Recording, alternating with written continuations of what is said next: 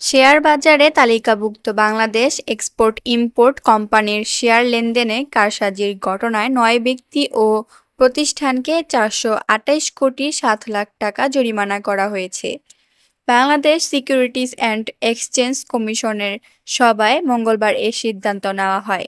এছাড়াও কমিশন সভায় আরও ৯টি কোম্পানির আইপিও অর্থ ব্যবহারের বিষয়টি পরিদর্শন করার সিদ্ধান্ত নেওয়া হয়। বিএসইসির মুখপাত্র ফারহানা ফারুকী স্বাক্ষরিত সংবাদ বিজ্ঞপ্তিতে এ তথ্য জানানো হয়। দেশের শেয়ার বাজারে ইতিহাসে কারসাজির বিরুদ্ধে এটি সবচেয়ে বড় জরিমানা। কোম্পানিটির মালিক সাবেক প্রধানমন্ত্রী শেখ হাসিনার বেসরকারি শিল্প ও বিনিয়োগ বিষয়ক উপদেষ্টা বহুল সমালোচিত ব্যবসায়ী সালমান এফ রহমান।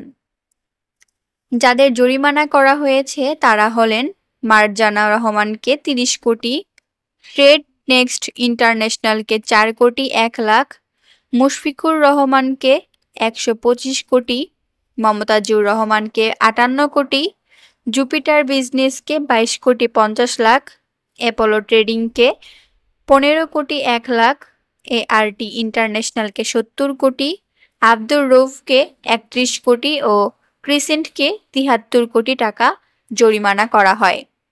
সংশ্লিষ্ট সূত্র বলছে, এসব অভিযুক্তরা ২০২১ সালের ২৮ জুলাই থেকে ২০২২ সালের ১০ মার্চ পর্যন্ত ৭ মাস ১০ দিনে সংঘবদ্ধভাবে কোম্পানিটির শেয়ার অস্বাভাবিকভাবে লেনদেন করেন। এ ধরনের কাজ সিকিউরিটিজ আইনের লঙ্ঘন। ঢাকা স্টক এক্সচেঞ্জ থেকে পাঠানো রিপোর্টের ভিত্তি করে সংশ্লিষ্টদের শুনানির মাধ্যমে এ সিদ্ধান্ত নেওয়া হয়। সূত্র আরও জানায়, কোম্পানির শেয়ার নিয়ে কারসাজির বিষয়টি সবার জানা ছিল, কিন্তু বেক্সিমকোর মালিক সালমান এফ রহমান অত্যন্ত প্রভাবশালী হওয়ায় তার বিরুদ্ধে কোনো ব্যবস্থা নেওয়া হয়নি। এ সময়ে অনেক বড় উদ্যোক্তাকে জোর করে শেয়ার কিনতে বাধ্য করেছেন। শেয়ারের দাম অনেক বেশি বেড়ে গেলে কেউ কেউ শেয়ার বিক্রি করতে চেয়েছিলেন, কিন্তু তাদেরকে বিক্রি করতে না দিয়ে কৃত্রিম সংকট সৃষ্টি করা হয়েছে। এছাড়া ১৯৯৬ এবং ২০২০ থেকে ১১ সালের শেয়ার কেলেঙ্কারিতেও সালমান এফ রহমানের নাম আছে। গত ৫ আগস্ট দেশের রাজনৈতিক প্রেক্ষাপট পরিবর্তন হলে সালমান এফ রহমান পালিয়ে যাওয়ার চেষ্টা করেন। পরবর্তীতে আইনশৃঙ্খলা বাহিনীর হাতে গ্রেফতার হন তিনি। কয়েক দফার রিমান্ড শেষে বর্তমানে কারাগারে আছেন আর্থিক খাতের বহু বিতর্কিত এই ব্যবসায়ী।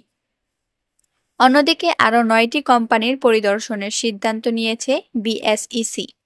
এসব কোম্পানিগুলো আইপিওর মাধ্যমে শেয়ার বাজার থেকে অর্থ সংগ্রহ করে কোনো কাজে ব্যবহার করছে তা খতিয়ে দেখবে।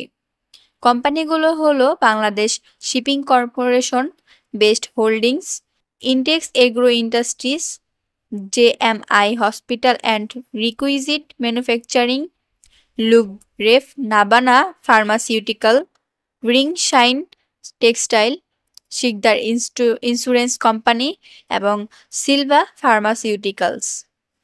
বিস্তারিত ছিল এই পর্যন্ত। পরবর্তী আপডেট পাওয়ার জন্য চ্যানেলটি সাবস্ক্রাইব করে রাখুন এবং লাইক, কমেন্ট, শেয়ার করে পাশে থাকুন।